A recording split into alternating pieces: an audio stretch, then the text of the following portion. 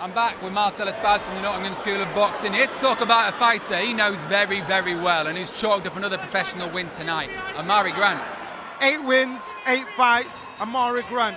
Very, very excited about this kid. We were here not long ago when he last fought, and he looked tired, it was messy, you know, and a lot of people had question marks over Amari. Let's talk about one of the fights we've not yet seen this evening.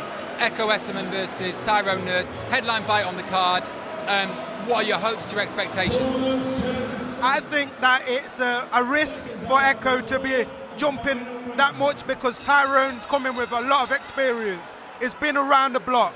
Well, let's hear from the man himself, Echo Esserman, laying his English title on the line tonight to fight experienced, tough, savvy boxer Tyrone Nurse. Win, and he could make the step and open a pathway to more big fights. Here's Echo. After Dunkirk, Radford and Teversal all booked their place in the semi-finals, the pressure was on the highest ranked team in the competition, Basford United, to follow suit. They'd gone on, frankly, a sensational run this season, going 27 games unbeaten. Their opponents in the quarter-finals, Kimberley Miners Welfare. Danielle Hall's got all the action, and this lady's got a really big football rattle. I'm being told to relax, but I'm playing against Britain's best here. Yes, and it's nice. intense. If I pass one of you the microphone, then the other one can show me something. What are you going to be telling me? Well, I'm going to show you our most iconic trick, which is our ball spin.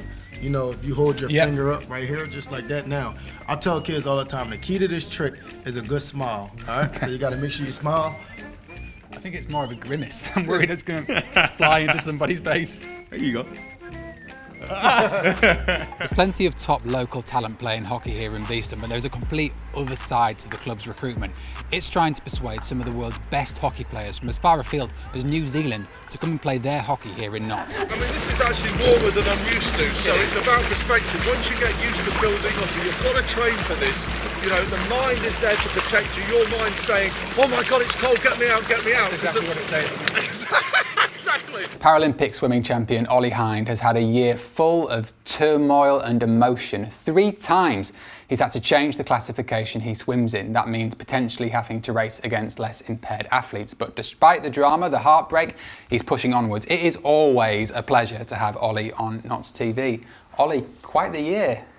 Yeah, it's been very eventful to say the least. So at the beginning of the year I went through a reclassification period which all the athletes were going through, which I presumed would have just been a routine.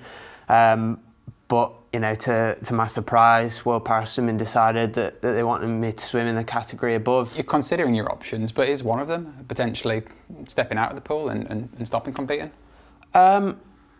I wouldn't like it to come to that, to be honest, but you know, I don't really know, to be honest. Welcome to Notts TV's coverage of the 4th round of the Saturday Senior Cup run by the Notts FA. This is one of the most historic, most prestigious competitions in Nottinghamshire football, going back 137 years. That's when it was established, 1883.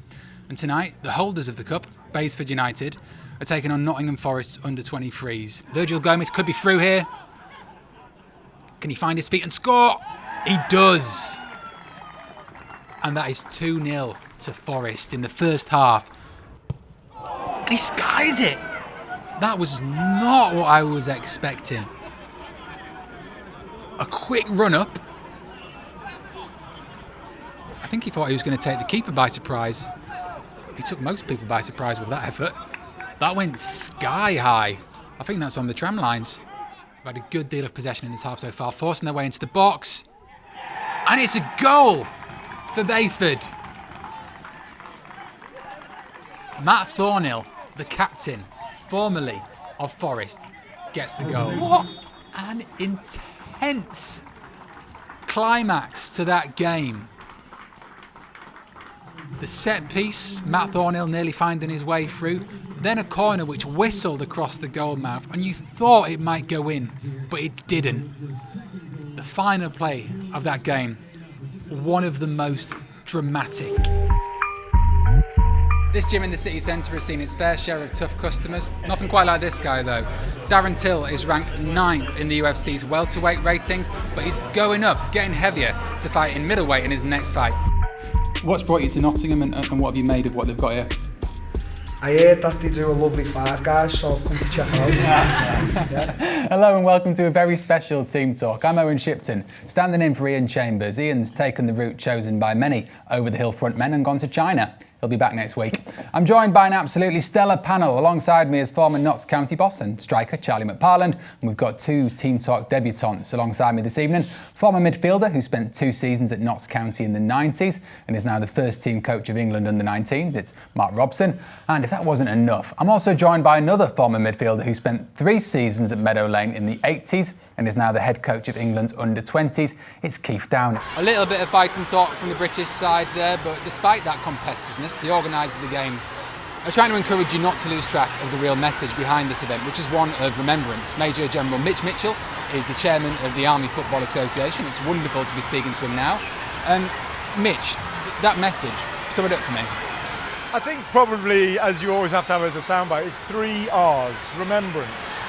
To remember the sacrifice of those who went before. If Ilkeston Town win the league and the fans are watching and Alan Hardy sits there like this. No disrespect to my Ilkeston Town fans. It's like this, you know, the debate we always end up having about players not celebrating against their former clubs. It's sometimes it's a natural reaction, I would say. We have sort of this romantic idea, don't we, of well, you look sceptical when I said romantic. I think there's a romance in like young players living together, discovering their passion for football and their passion for life. Am I overthinking it? No, I think you're exactly right. I mean, as Charlie will tell you, when you were young players, when we started out in life and trying to become a professional footballer, it wasn't easy. Well, it's a pleasure to be joined by the man who is still the English welterweight champion. He's got a big smile on his face to prove it. Echo, how are you feeling after that? You know what? I feel good. It was a match that we knew wasn't going to be an easy match, and it was a voluntary, so we picked him. We knew it was a big step up, but I'm not in it to mess around, as I always say, so you've got to step up your opposition, and I wanted to show people and the whole nation what I'm about.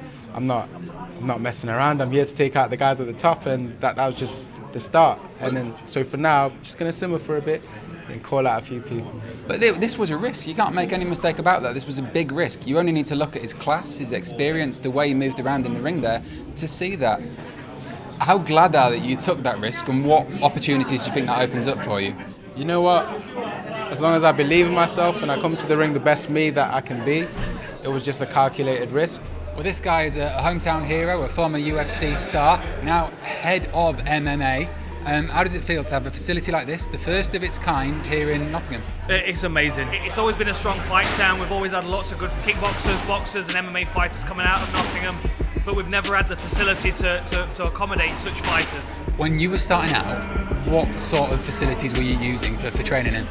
We were just kind of making do with what we could find, you know, spitting sawdust, bodybuilding gyms. Well, that's it from the Mansfield Town Ground, Field Mill, the One Call Stadium, whatever you want to call it.